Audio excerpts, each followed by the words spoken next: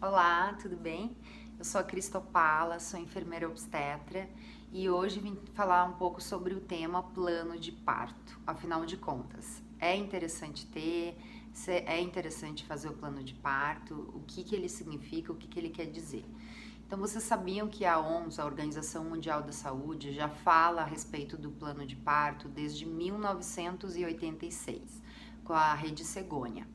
Então, nesse plano de parto, a ideia é conter informações que o casal gostaria que fossem respeitados e outras situações que o casal gostaria que fossem evitadas durante o trabalho de parto e o parto, principalmente dentro das maternidades.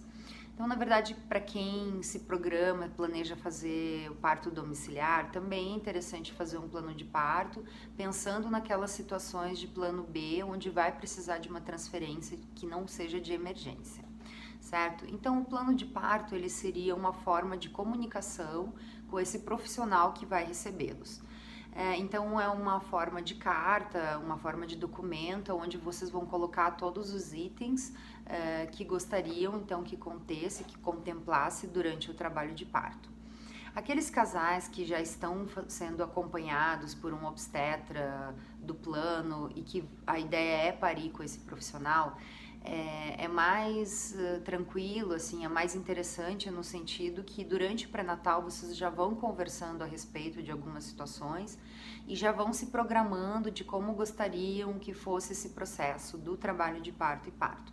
Mas eu vou falar algumas dicas, agora eu vou passar algumas informações que vocês poderiam incluir nesse plano de parto. Vocês também podem se informar no site da Febrasgo, tem um modelinho de plano de parto que depois eu vou colocar também no final desse vídeo. Para vocês poderem visualizar e entenderem os tópicos.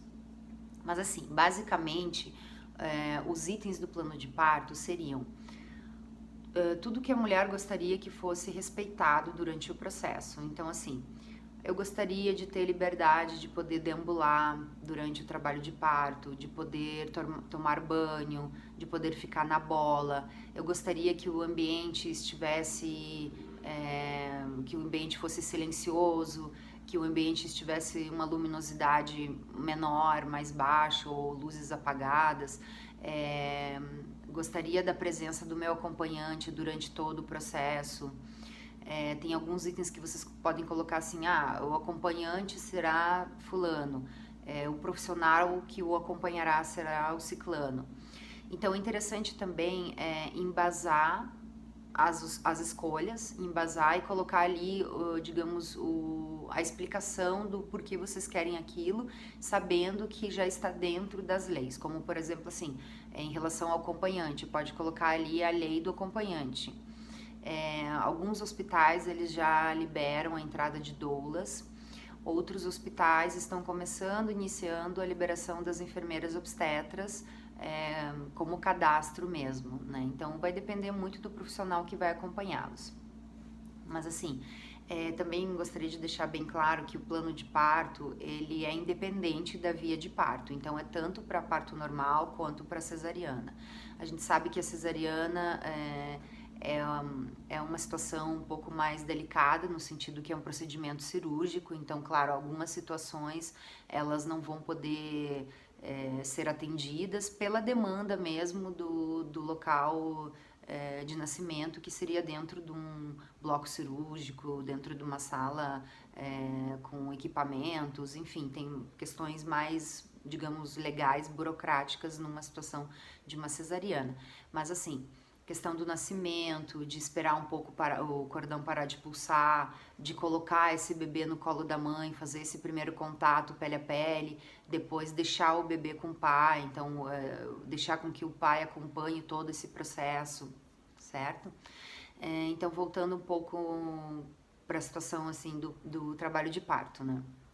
Então, vocês podem colocar isso, que gostariam de ter liberdade de parir na posição verticalizada, cócoras, quatro apoios, de não ser realizada episiotomia, que é aquele corte, né, do períneo, de esperar com que o cordão pare de pulsar, ou no mínimo 3 minutos, né, que esse cordão pulse até 3 minutos, depois o bebê ser colocado direto no colo da mãe, contato pele a pele, que seja respeitada a primeira hora de ouro, e que o pai, enfim, o acompanhante esteja presente durante todo esse processo.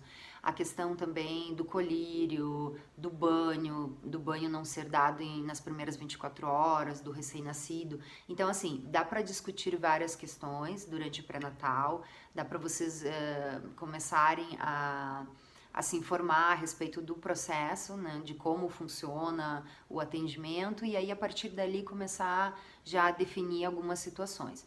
Claro que uma coisa também tem que ficar clara, que durante ali todo o processo, as coisas podem mudar um pouco de conduta. Então, por exemplo, tem a necessidade de uma indução com ocitocina, mas vocês podem colocar também no plano, eu gostaria de ser informada de qualquer mudança de conduta e isso seja discutido em conjunto.